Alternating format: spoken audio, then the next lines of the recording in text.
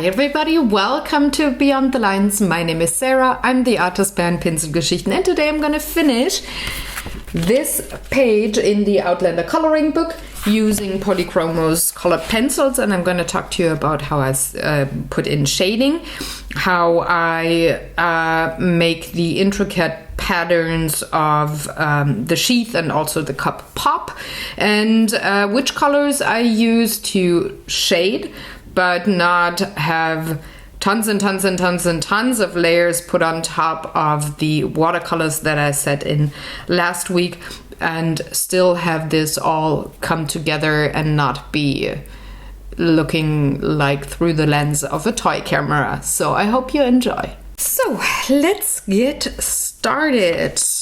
One pencil, I'm having pencils here that I'm using for another picture that I'm working at, but one that I'm always taking is my indigo blue. So I'm gonna take that out of my glass jar to also work on this page, but I do want to start with a little bit of brown. I'm definitely gonna take the sepia because I love that color, but I also want a little more of a reddish brown, and I'm taking the burnt sienna pencil for that. I'm gonna start with the handle of the knife, and I don't need that second part here. Alrighty, so let's get coloring. I'm gonna work with the line work today here when it comes to shading, and you can see there's little bits and pieces drawn in to indicate where shadows should be, so I don't have to think about shading or where my light comes from per se, because it's indicated by the illustrator, and I'm just gonna work with what they gave me. So I'm shading what I think to be the leather on that handle here.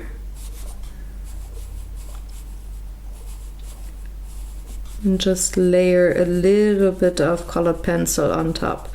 I had mentioned in last week's video that I would use colored pencils for shading, so as you can see I stayed with my decision to move forward that way and to use colored pencils as my medium here for shading, and I went for the Polychromos, not the Prismacolors, because I had them next to me on the table from another art project, so I'm just kind of lazy going into the kitchen and getting my other pencils. But also Prismacolors are very creamy, and I love those pencils. They're awesome, but they're a little too creamy for me for this page here, and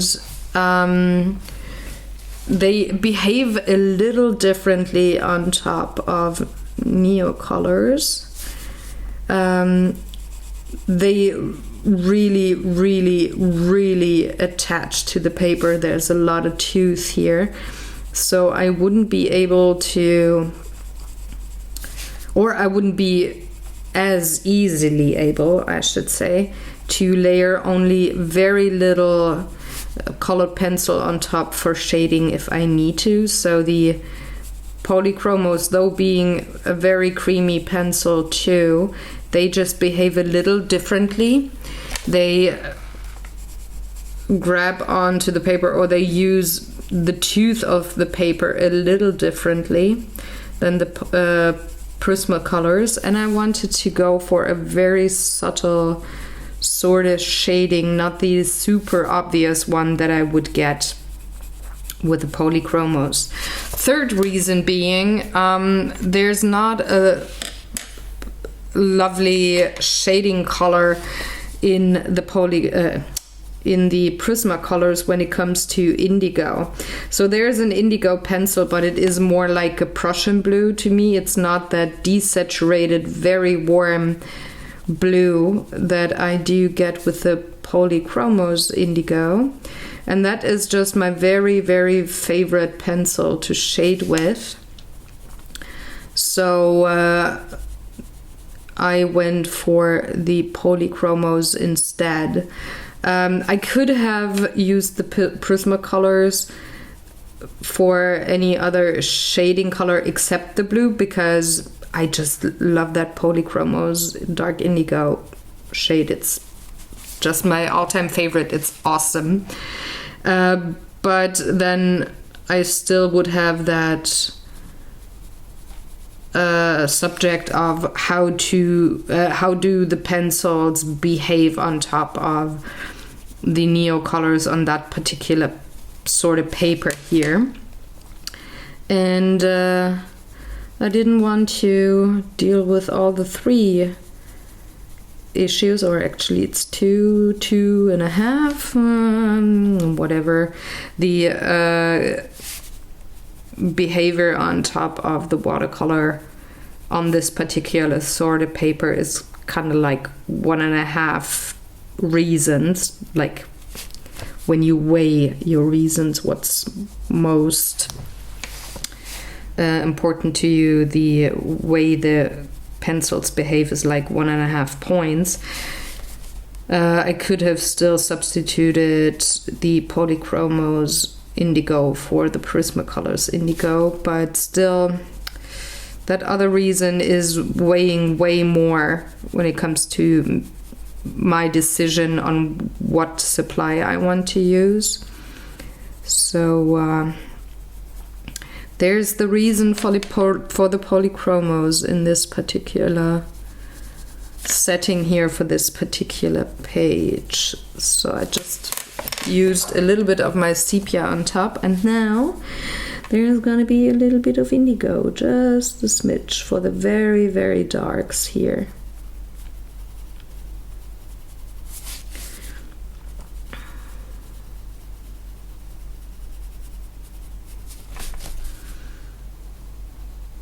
I think that's just such a lovely shading color. It's quite desaturated in the sense of it's a muted color. And the one in the Prismacolors again is way more vibrant than it is with the Polychromos. It's the same thing for me. Funny fact, or fun fact, it's the same thing for me when I compare Caran d'Ache Neocolor 2 to Inktense. I love the indigo in Inktense. Not a big fan in the Caran d'Ache because it's quite purpley, and there is a crayon, I think it's called Night Blue, that is closest to what I think indigo should be. So there's a way around it for me on with the Caran d'Ache, but still I love my certain shades of indigo, and it seems that I do prefer the Faber-Castell shades for the pencils. I mean, thank God I do have the Albrecht Dürer watercolor pencils by Faber-Castell too, so there I do have the opportunity to use my favorite shade of indigo also with watercolors, because, well, that pencil's in there too. But I do have other options with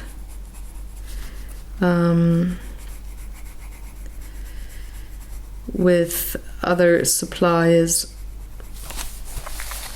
like I just mentioned. The Inktense pencils do have a lovely shade of indigo in there. So I'm just going around the pattern here and solidly color, quote unquote, the background, like those indentations, with my burnt sienna.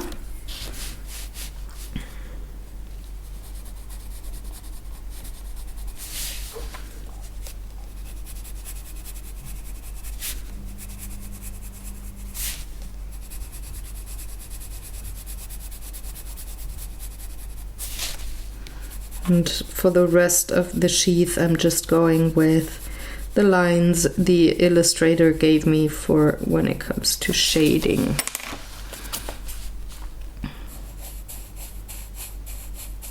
Gonna extend those lines a little bit with my sienna pencil, but I'm gonna stay very strictly only in those areas where there's those little ink lines when it comes to other shades, meaning my sepia and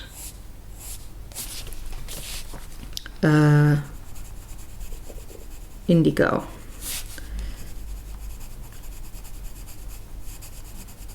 So I'm hoping I can finish this page today. I'm really wanting to get this done. But still I don't want to rush. But I'm very willing to use the full 2 hours of my filming here for Beyond the Lines to get as much done as possible. At least when, if my fingers are doing good, which they're doing right now, they're pretty awesome. Can control my pencil quite well. So if that doesn't change, I'm gonna use the full 2 hours of my video to get as much done on this page as possible, hoping that I could finish. We'll see. The good thing about having an underpainting done with watercolors is that I can work rather fast here on top with my colored pencils. I don't have to think about white little spots on the page because there's color underneath. In this case, a lovely cinnamon. So I can just put a rather light layer on top and have a lot of shading or color added, and it doesn't take as long as it would with only pencils on the paper. Don't get me wrong, it still takes time to do the coloring even with an underpainting, but it feels a little quicker even if it isn't really quicker to color, because you need time to put in the underpainting too. So I go with what feels faster in this regard, at least for these pages where there's not a lot of intricate detail to color differently. Like with the next page, that's gonna be a big one. There's gonna be multiple parts coming up for that, but with pages like this, I feel I can go in and work a little faster by just having the underpainting in, and it feels a little faster to go through that page and get it colored. Because another thing is, and I think I mentioned it in last week's video, is there's a lot of repetition of things in the background here, so it is kind of boring at one point to color. And if you can work rather fast through that part, which I was able to accomplish with my watercolors, then it's not so tedious to color the same thing over and over again. So that's why for these kinds of pages I like to have a watercolor underpainting, which again, it needed time to get done, but it felt way quicker than it actually was when it comes to, well, timestamp on the video.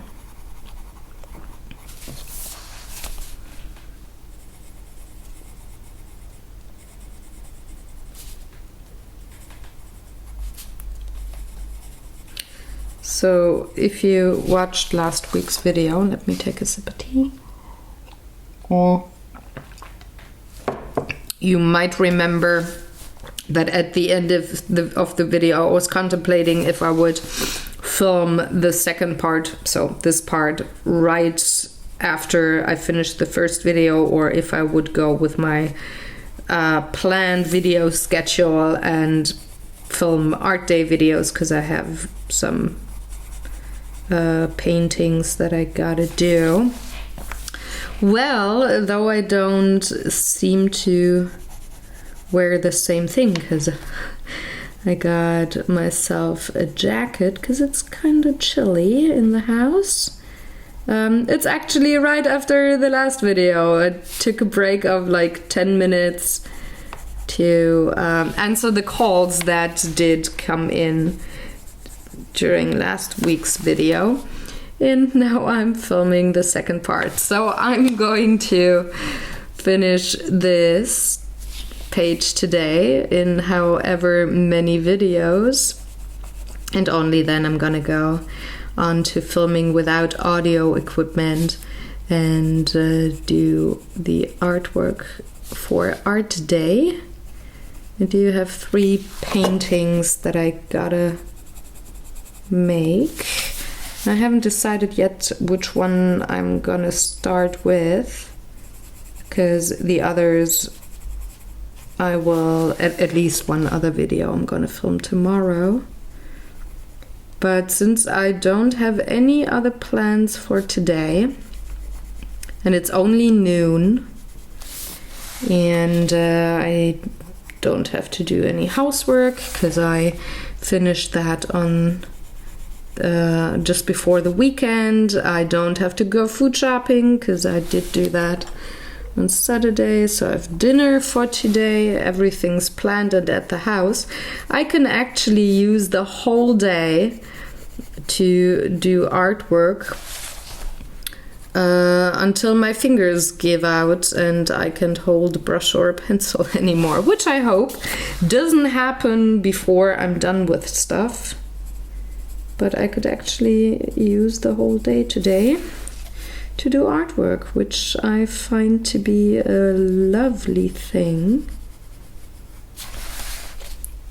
I'm actually really looking forward to it, to just have an art day for myself. I mean, I had time on the weekend to do artwork, but it's more like 3D artwork because I was painting minis. But I'm looking forward to a day on this desk, actually.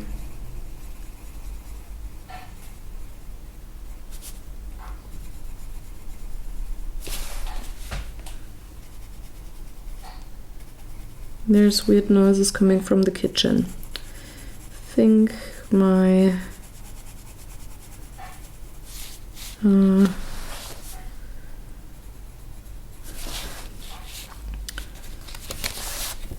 the tap is, I don't know, it's not broken, but we've got a weird kind of pressure on the water here in the kitchen, so it sometimes just starts dripping.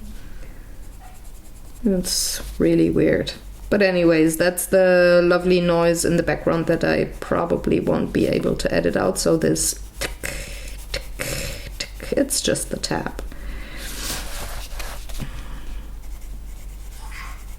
Yeah, and then it does that noise. I think you can hear it on the audio. If you can't, well, then just be assured that I can hear the tap dripping in the kitchen, and it kind of irritates me. Oh well. It's just weird pressure in this house.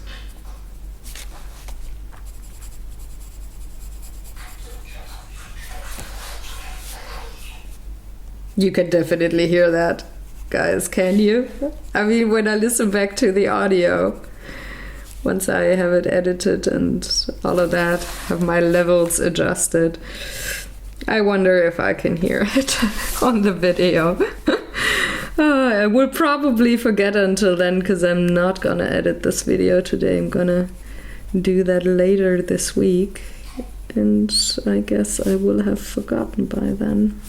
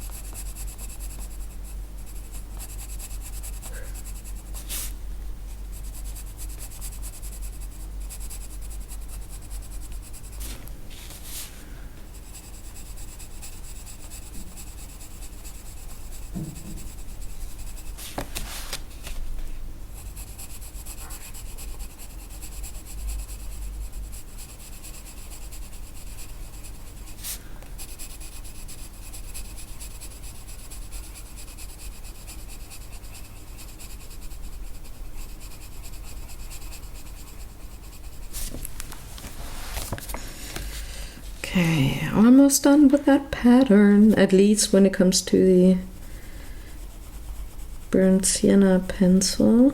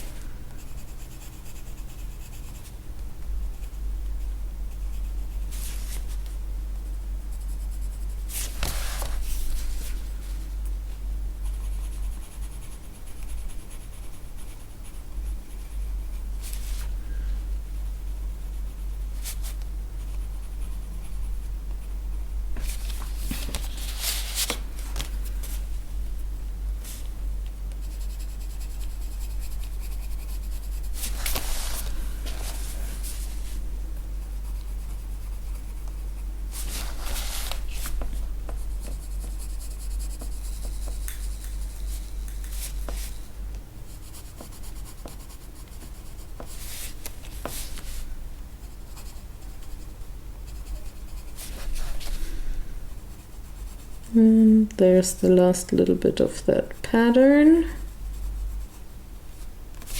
Now I can move on to the lower part of the sheath, because there's indication here that there's a shadow. Anything else won't be shaded.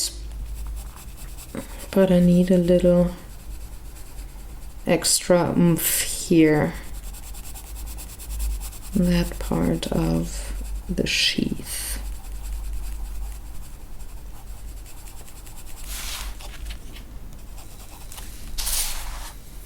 And my lamp is doing the same flickering thing as last week, because it's the same day that I'm actually filming. So sorry about any flickering that you might see on the screen.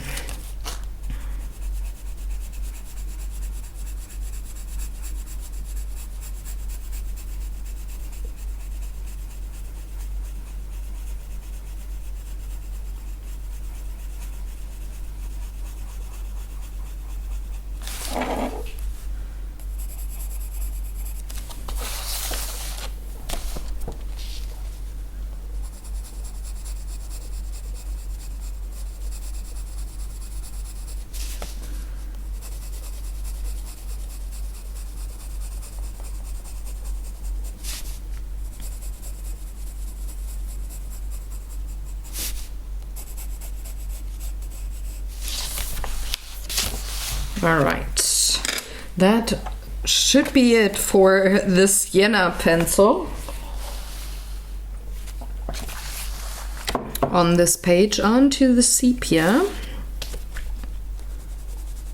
So I'm just working with the line work of the illustrator, just like on this knife handle.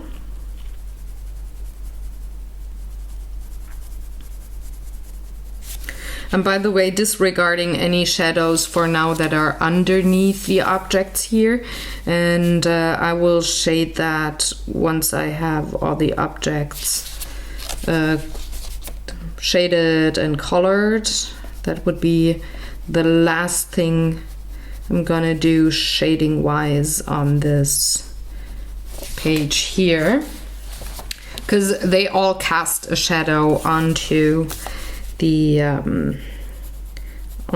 tartan. So I'm just gonna disregard that for now and just concentrate and focus on the objects themselves.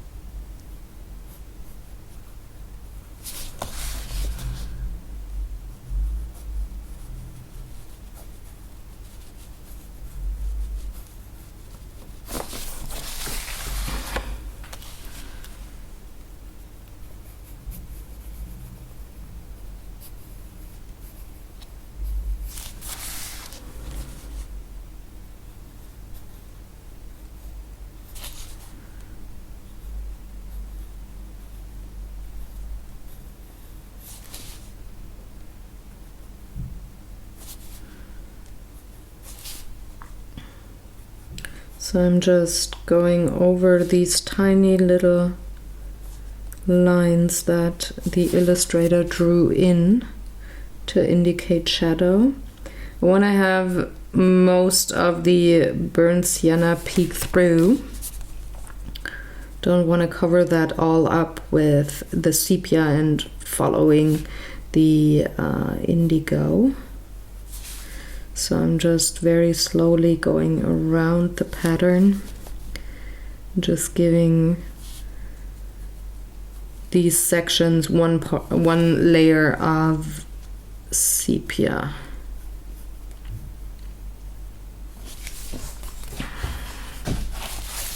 Okay, now on to the middle section here.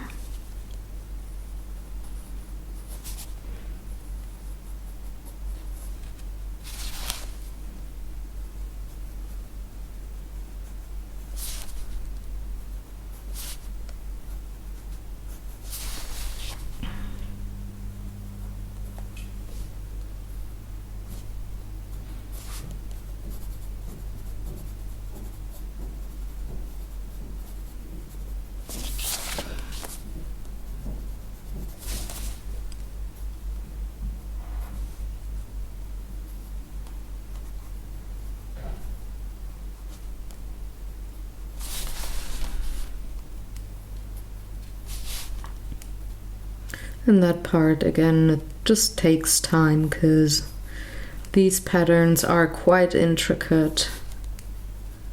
So you gotta go a little slower with coloring and shading and such. But anything that doesn't have those intricate patterns like here. Oh, I gotta sneeze. Hold up. Whee! Sorry, guys. Anything like on the blade, I can really shade quite fast. Shade and highlight, I should say. But anything around these very intricate patterns here, it just takes a little longer. And that's actually nice, because I can make sure I can really control my pencil well, go a little slower, just bring in my shadows bit by bit by bit.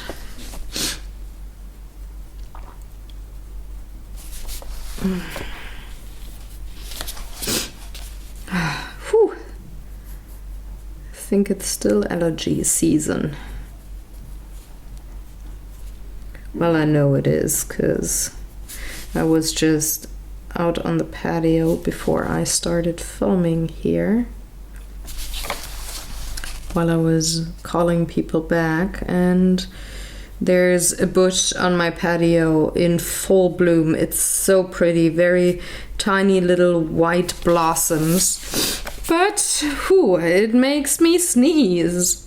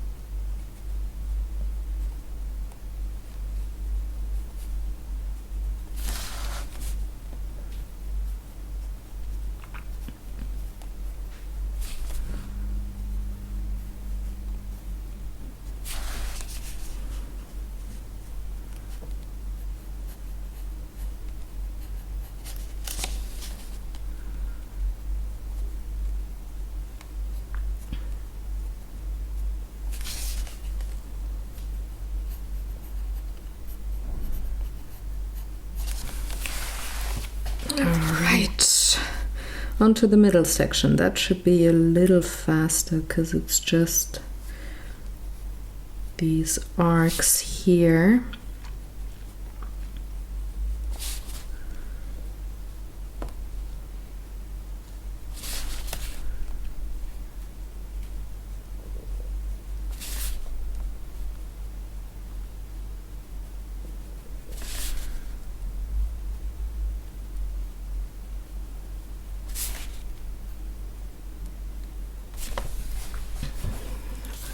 First one down, second one to go.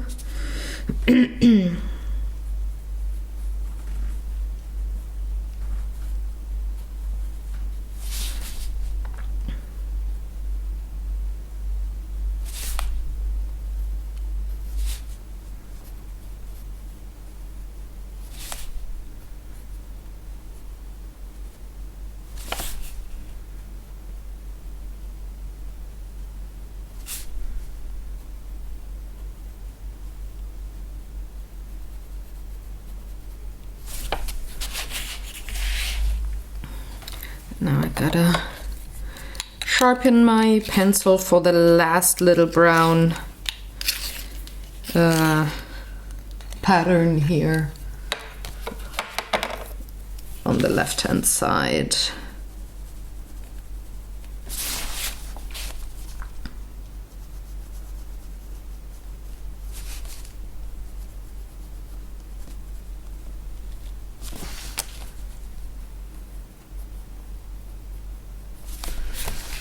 I think I'm just gonna use my indigo pencil here on those tiniest of loops. Not so much on the rest. We'll see. I mean, sometimes I can surprise myself once I have a pencil in hand, and I tend to color way more with the indigo than I had planned to. So let's see how that goes, but I think the sepia is doing really good as a shading color here.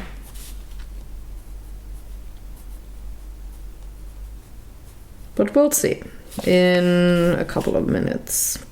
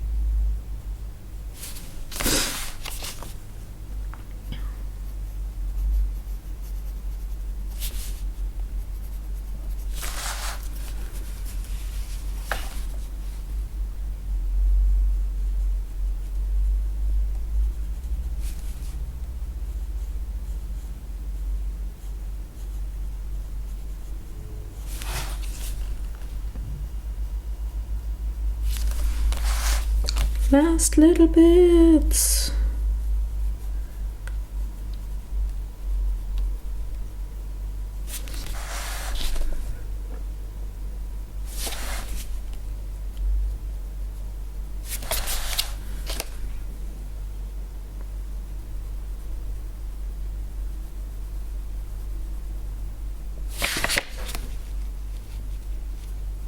Okay. Onto the indigo. There's a lot of shading here, so I'm just gonna go over that line because the light is coming from that direction, so this indentation here casts quite a dark shadow onto this part here.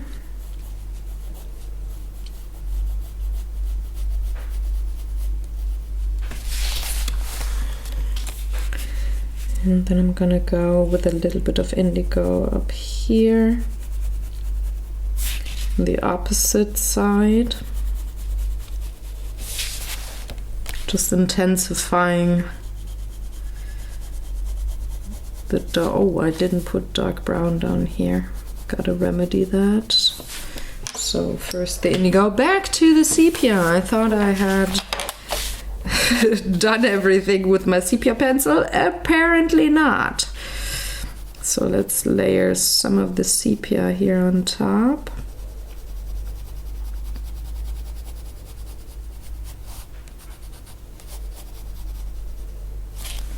There we go. And I can go with a little more of my indigo here and there.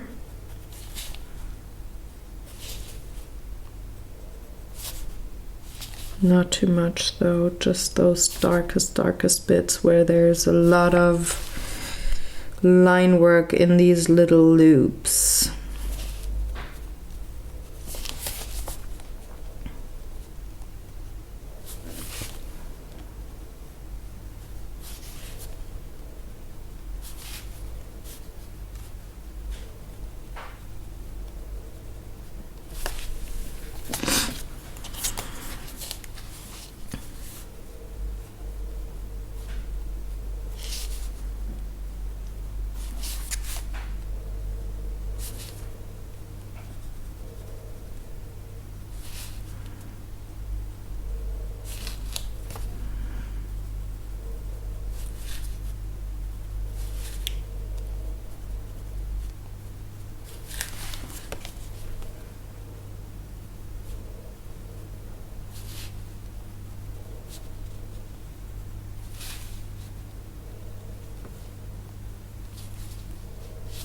There we go. That's the sheath done. Now I can move on to the sword, and I'm gonna go for Payne's Gray, of course, as my dark gray pencil for the handle of the knife. Did I just say sword in the last sentence? Gosh. So I'm just gonna lay that down again, following the line work of the artist. I need a little more of a sharper tip of the pencil.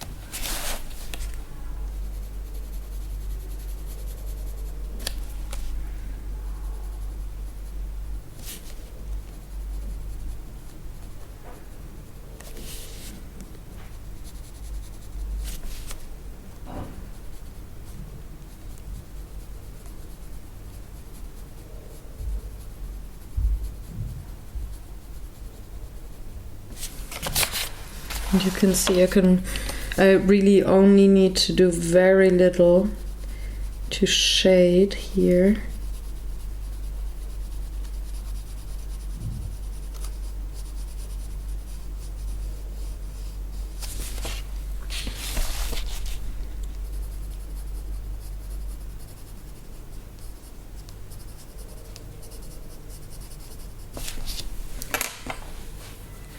Gotta sharpen my indigo pencil. That one really will go very fast, very soon, I mean, because this is quite done.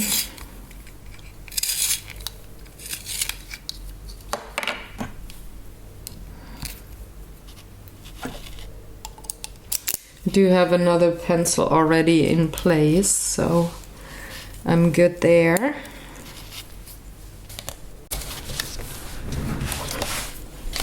Okay, where was I? Yeah. the little bit of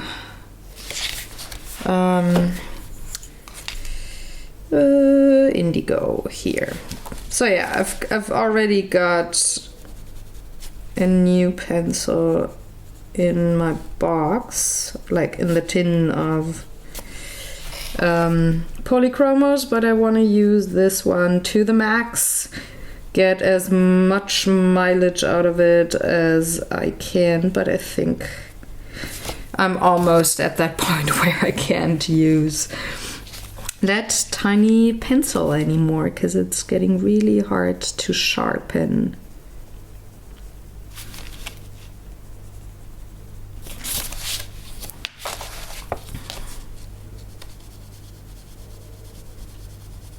Onto the lower part. There's a little less light here on that side, so I'm just very very lightly layering Payne's Gray pencil on top just to darken it up a bit before I only go into the nooks and crannies here or in between those patterns, darkening those bits up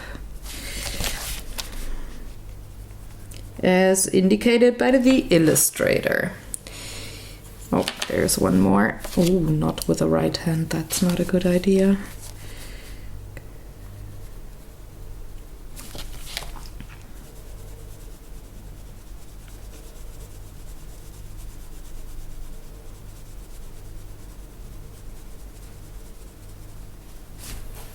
And onto the indigo to layer on top for those very dark bits where I need even more of a contrast.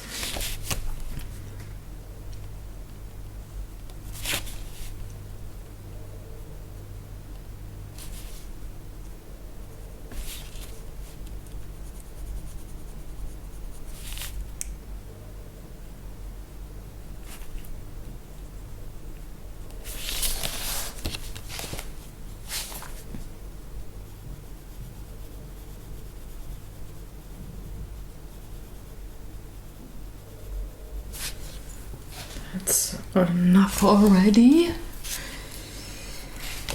And onto the next section.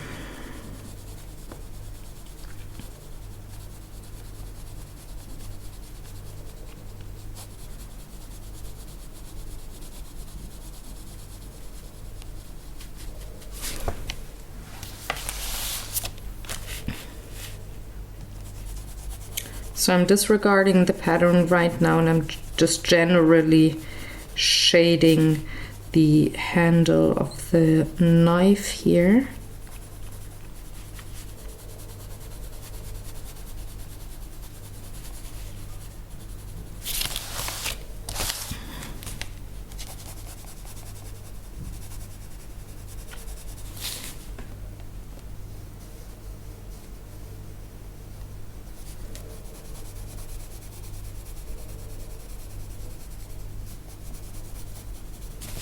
And then I can go in and color in the shadows according to the line work of the artist. So first it's adjusting color hues and values, like in total where light and shadow come from on the handle, and then I can go in and color the shadows of, that those intricate patterns cast onto the handle. I think it's just easier that way. You could also just flip both of the tasks, do the shading of the pattern first and then go on top with a pencil to shade the whole handle, but I just find it more natural for me this way, so that's why I'm proceeding in that way.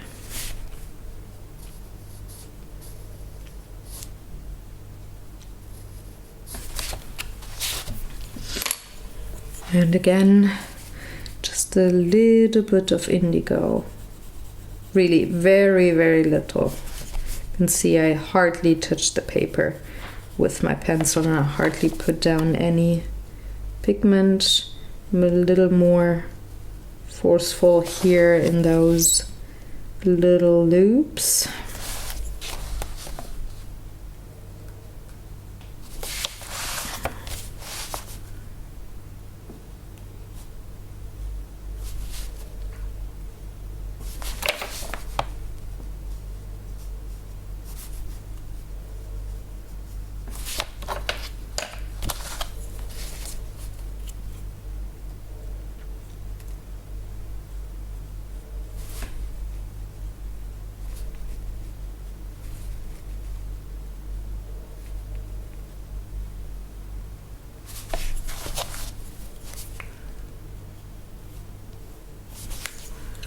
Like so.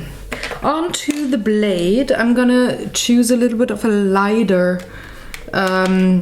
gray. I think the 4. Yeah, cool gray number 4 for the blade. I will very likely still use indigo and Payne's gray for the blade too. But bringing in the equivalent to the burnt sienna for the sheath and the leather handle, I need a little bit of a lighter color. So the cold gray number 4 is my choice. So I'm just going to shade the blade.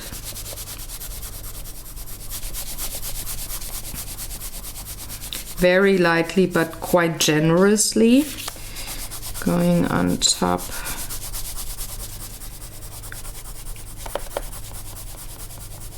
of my blade here.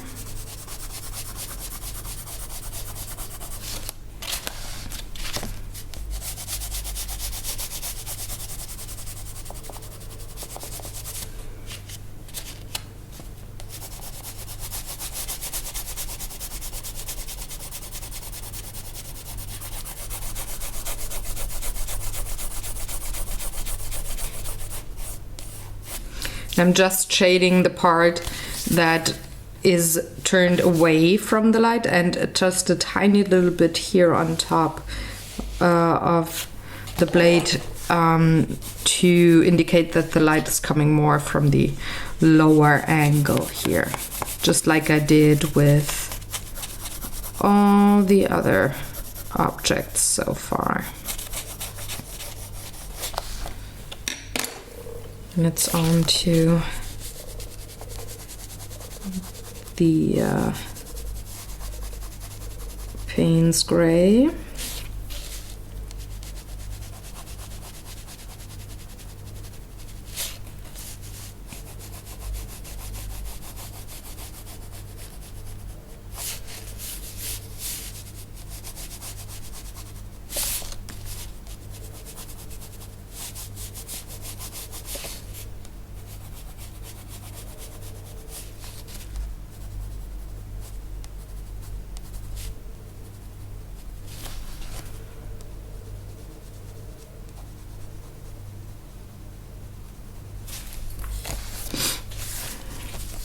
I'm barely adding pigment here. I'm really working with a very, very light touch.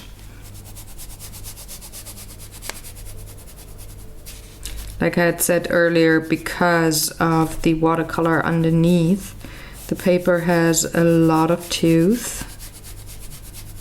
So I don't need to press hard to put down pigment here. I'm really barely touching the paper.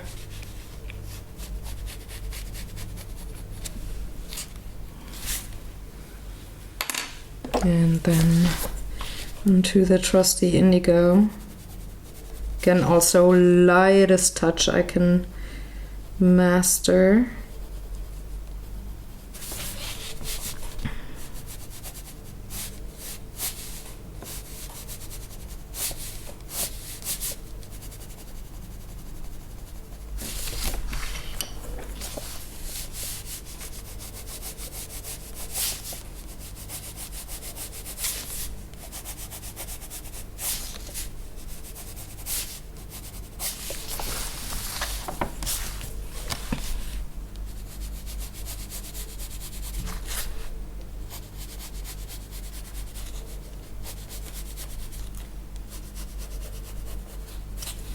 And for this particular part, I'm gonna reach for my luminance pencil in white, because I'm gonna set the highlights right away. I don't want to use gel pens for that.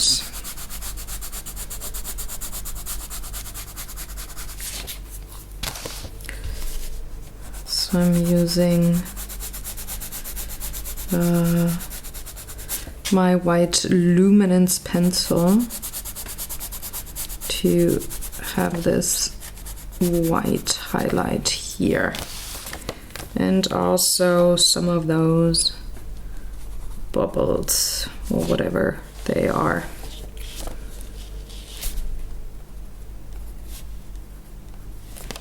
I might add a tiny little bit of gel pen later here on that for the high highlights.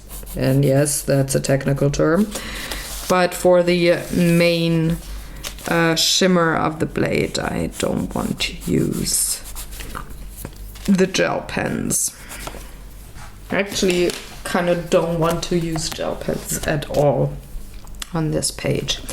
So now I'm gonna move forward with the cup, and I'm gonna start with the whiskey. I need the ochre pencil here, and also, is this the terracotta? No, it's a burnt ochre. Oh, and I gotta sneeze again. Whew. Oh, are you coming, sneezy? Didn't decide yet, okay. So I'm gonna use a couple of yellows and ochres. So I do have a dark chrome yellow, terracotta, yellow, light yellow ochre, and burnt ochre as my colors for the whiskey.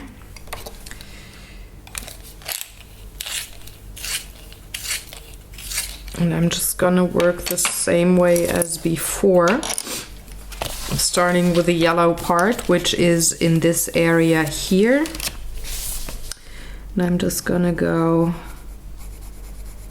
around and color the bits in between the patterns, so they're a little deeper in the cup.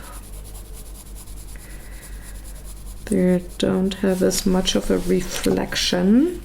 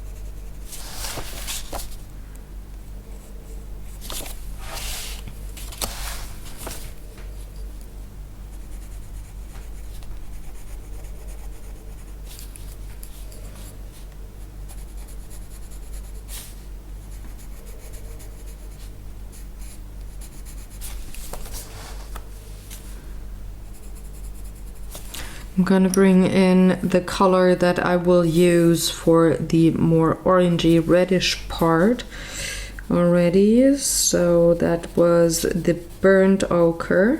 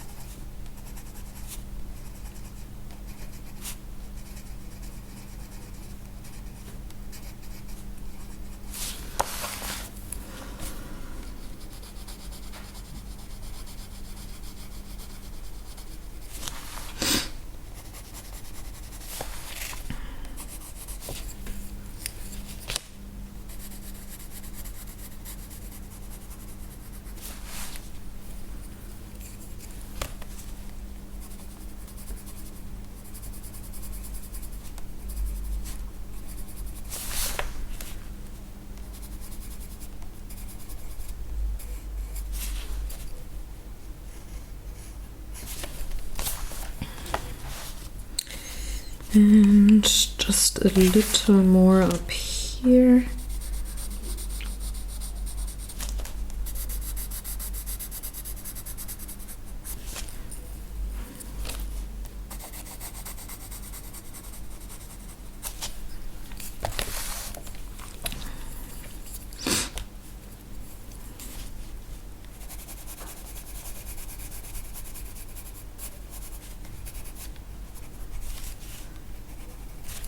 So now I'm gonna go on to some darker shades.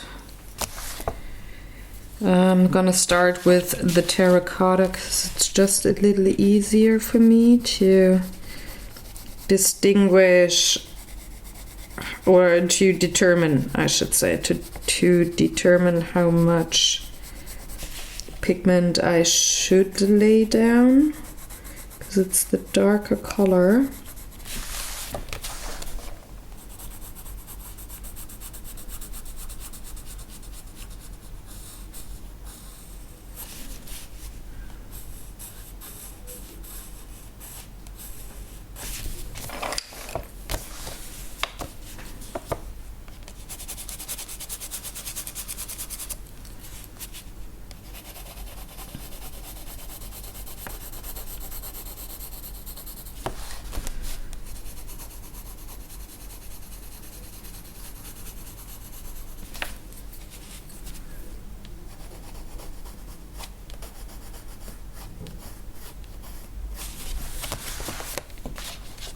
Might add a little bit of a darker shade there. I'm gonna go for sanguine. See if that, yeah, that works well. I like that combo.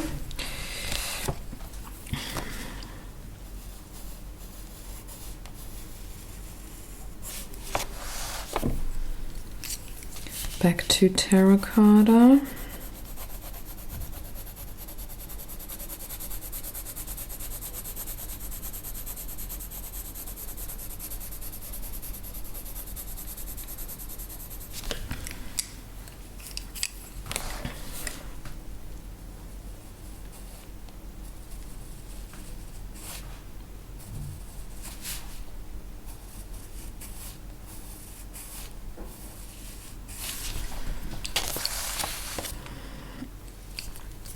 Then I can have a little bit of terracotta down here.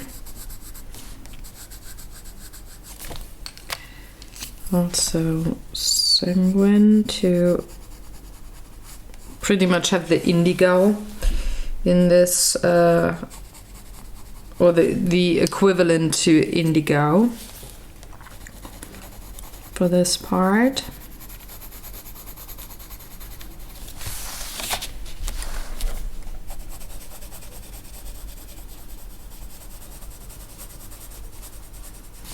And then I can layer the light ochre, where I want a little more of a yellow tint here.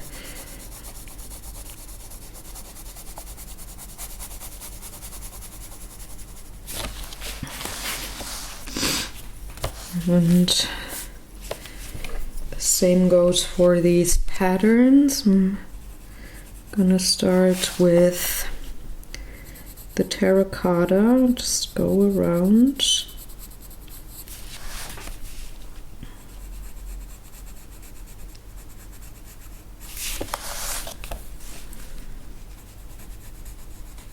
Where there's a little more of a yellow tint, I'm gonna bring in the yellow ochre.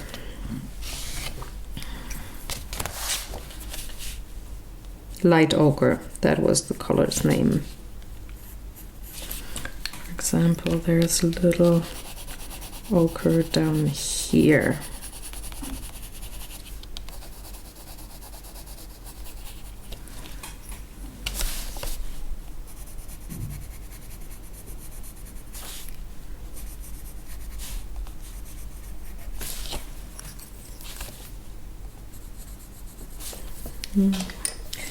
Could actually use the sanguine for some of the parts right away.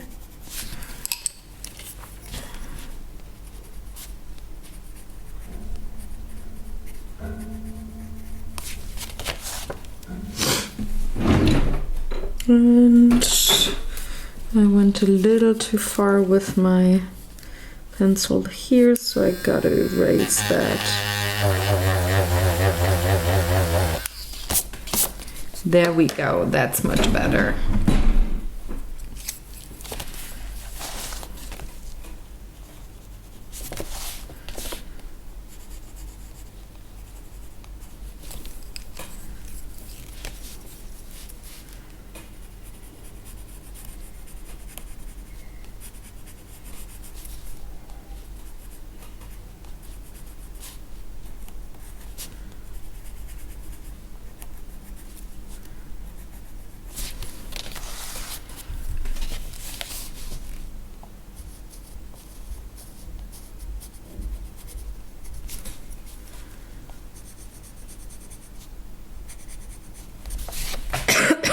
Excuse me.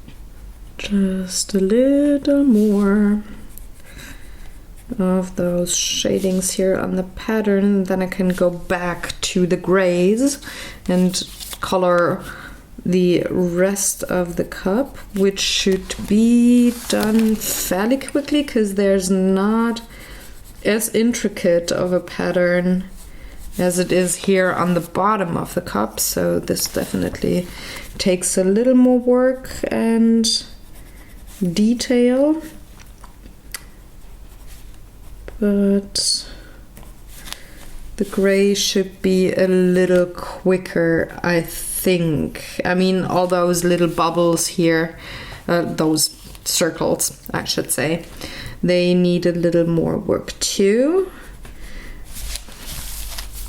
But all those loops here, I think, take just a little more time and effort to shade, especially when you're shading with two different colors next to each other instead of layering them. So the orange sanguine terracotta kind of color with the more yellow tinted ochre. I think that just takes a little more precision, but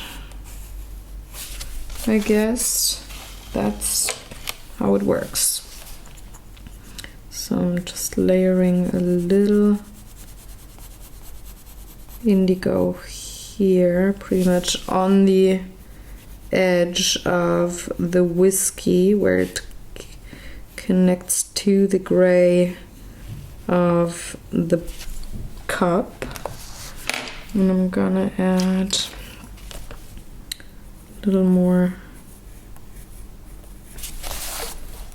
of a shadow color here on these dots.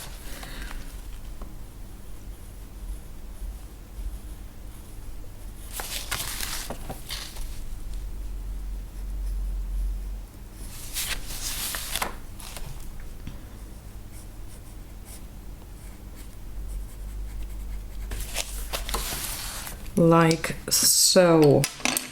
I'm just gonna add the tiniest bit of the burnt sienna here, which also tickles or itches the scratch of color repetition. I mean, I do have a lot of color repetition in this page, so I'm good. But I think it's just a little nicer with a little bit of brown here on these edges. Now on to the cool gray number 4 and shading the rest of the cup. So all of this here is pretty much a little darker because there's hardly any light hitting with the angle. I need my Payne's gray.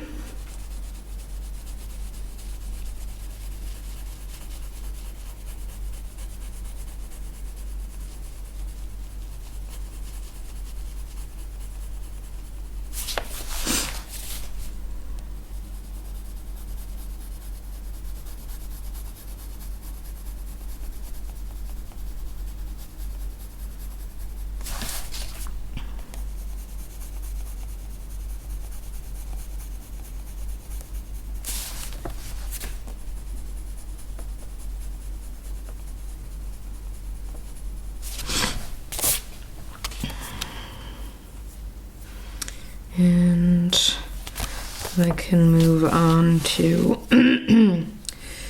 the pattern here on top, where I'm just gonna color those indentations again with my cool gray. And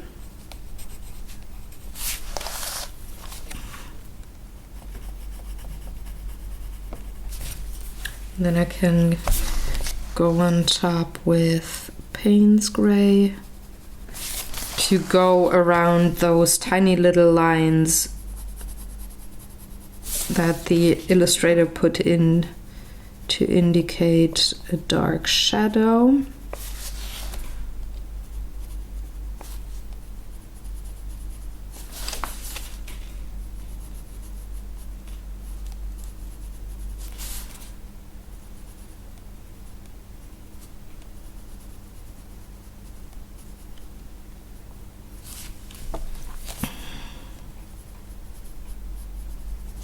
I'm even gonna layer just a tiny bit of indigo on top, really just where the very, very darks are, which is here and here and here.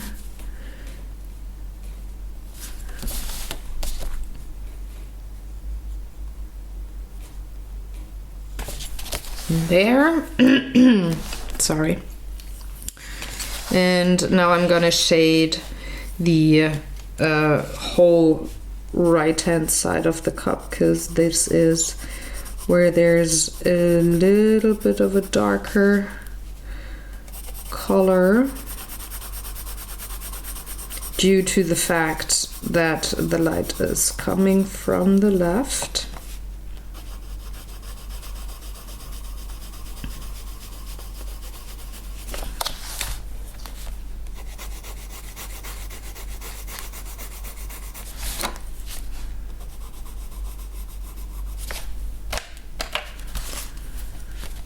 And I'm gonna feather it out towards the right.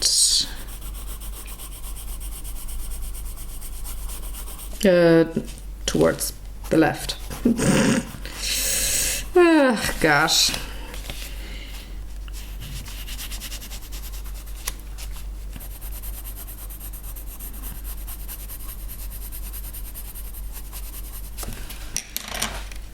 There we go. I need a little bit of my luminance here for a bit of a highlight.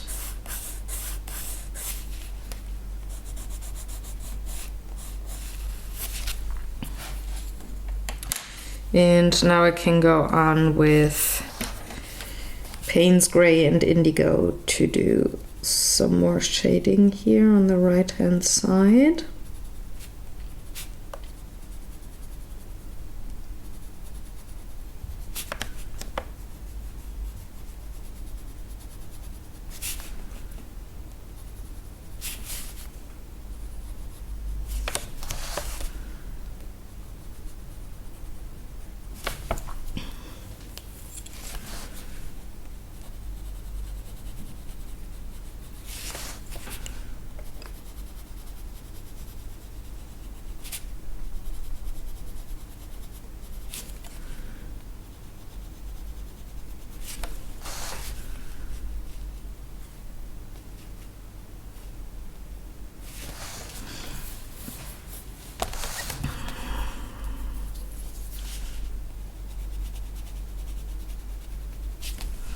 Like so. And here's my my Payne's Gray. That is here.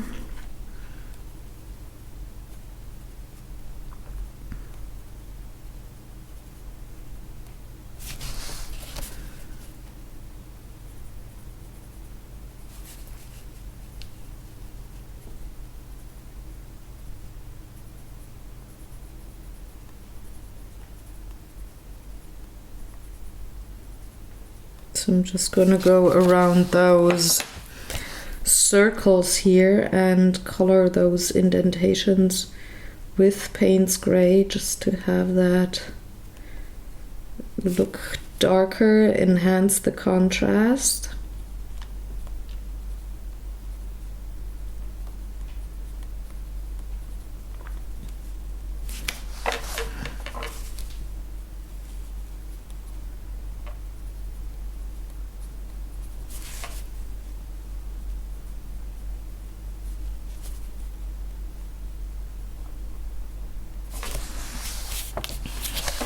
And that is a tedious job that I don't like, but well,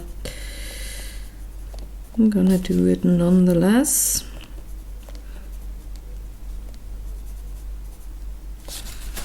I'm also gonna shade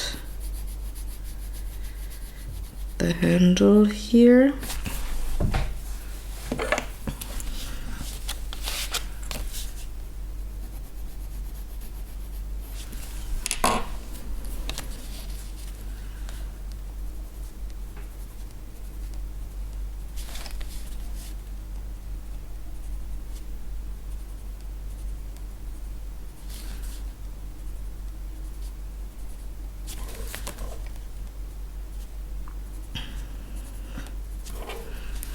And I'm only going to use the Payne's Gray until the point where I layered the dark gray on top of the watercolor. And then I'm going to switch to the light gray to do the same thing.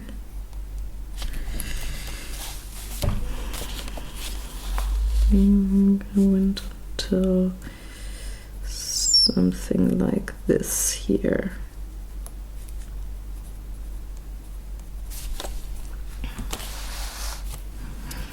And here it is until this point. And all the rest of the indentations around the circles I'm gonna color with my cool gray. that I used as a shading color here on top. I'm gonna add a bit of Payne's Gray here, just to enhance my contrast. I could go with Cool Gray too, but the contrast between the gray neo color and the Payne's Gray pencil is just a little more visible like that. So I gotta sharpen my pencil.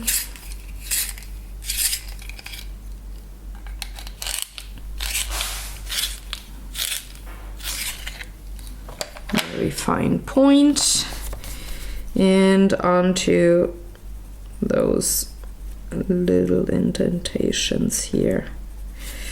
Once I have that done, I'm gonna give this picture a final look over, see if I want to adjust anything. If I don't, I would be done. I'm gonna do one thing here beforehand. I'm gonna add a little bit of white. You can hardly see it, but it's just a very, very soft highlight there on that part of the cup.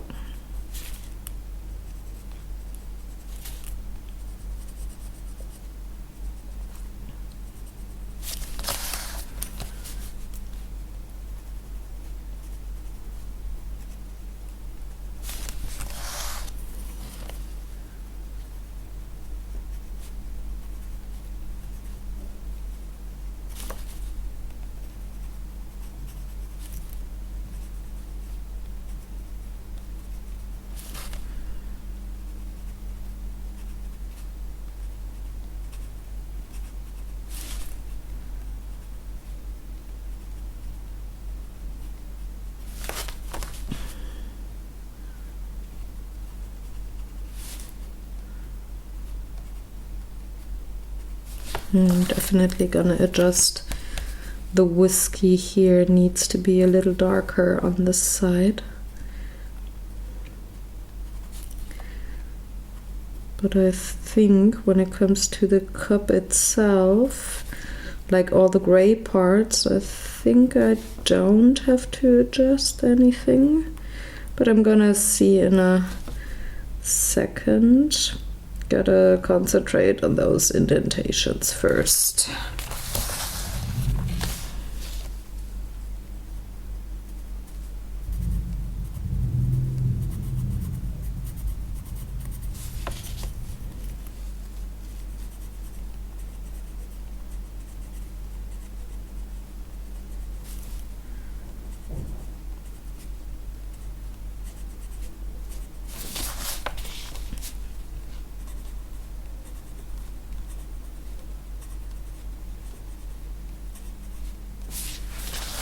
Like so. Let's check the cup.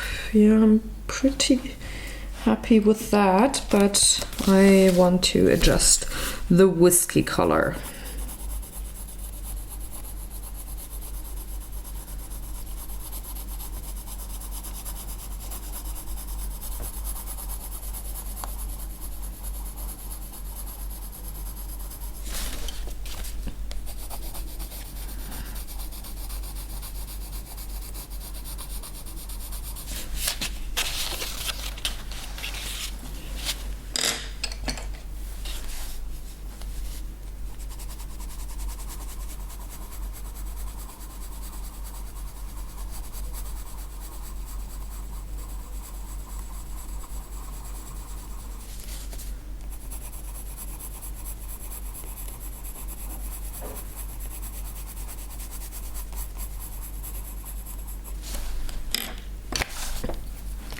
And just a little bit of Payne's Gray here.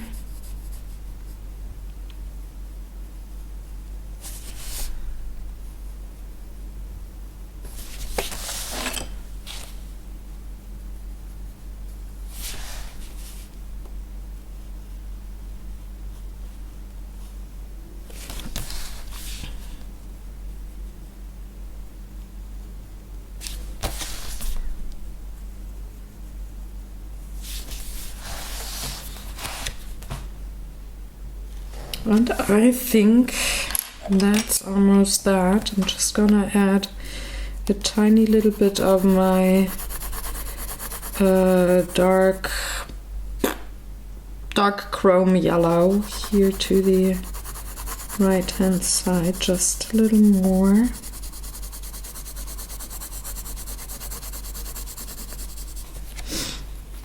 Squinting once more. Yeah, that's that. That's the page. I'm done. Next week I'm gonna move on to this page. This is gonna take forever, so get ready for a lot of parts on this particular page here. I hope you enjoyed this rather quick page in the Outlander coloring book. If you have questions or comments, please leave them in the comment section below. I will get back to you as quickly as I can. The blog post is up by now, so you can read up on all the pencils that I used today. And I hope you enjoyed. I just enjoyed my last sip of tea of that cup. And have fun, take care, have a lovely week, and I'm gonna see you very soon, aka next week, on this format. Take good care, have fun, do something artsy, and enjoy yourselves. Bye!